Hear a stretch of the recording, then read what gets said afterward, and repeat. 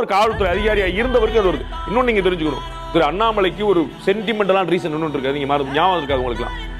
அண்ணாமலையோட கெரியர்ல அவர் எஸ்பியா இருந்தபோது, உடுப்பின்னு நினைக்கிறேன், அவர் வந்து எஸ்பியா இருந்தபோது ஸ்கூலுக்கு போயிட்டு வந்த குழந்தை இதே மாதிரி பாலியல் வன்முறை செய்யப்பட்டு கொல்லப்பட்டுச்சு.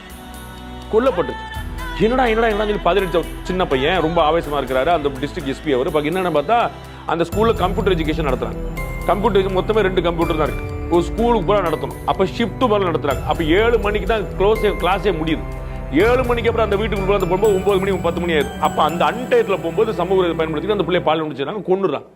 அதுக்கப்புறம் ஒரு பள்ளி கம்ப்யூட்டர் வாங்கி கொடுத்தாரு, அவங்களுக்கு தண்டனை வாங்கி கொடுத்தாரு. இதெல்லாம் வேற விஷயம். அப்ப அந்த அழியாத தாக்கம் அவர் மனசுல நிற்குது. என்னடா மோசமான ஒரு சமாச்சாரம் பண்ணிவிட்டாங்க, நம்மள ஒரு புள்ள வந்து பள்ளிக்கூடத்துக்கு போக முடியலையா அப்படின்னு. அதே தான் இன்னைக்கு நடந்திருக்கு. அப்ப அந்த சென்டிமெண்ட் திரும்பி ஒரு புள்ள காலேஜ் கேம்பஸ்குள்ள இருக்க முடியல, ஒரு புள்ள பள்ளிக்கூடம் போயிட்டு வர முடியல. என்ன நம்ம செய்யறோம்? அப்ப நீ விமனா இருந்தா உன்னை நான் வந்து பாலியல் வன்முறை செஞ்சிருவேன் அப்படின்னு ஒரு நிலைமை தான் கொடுக்குறோம்.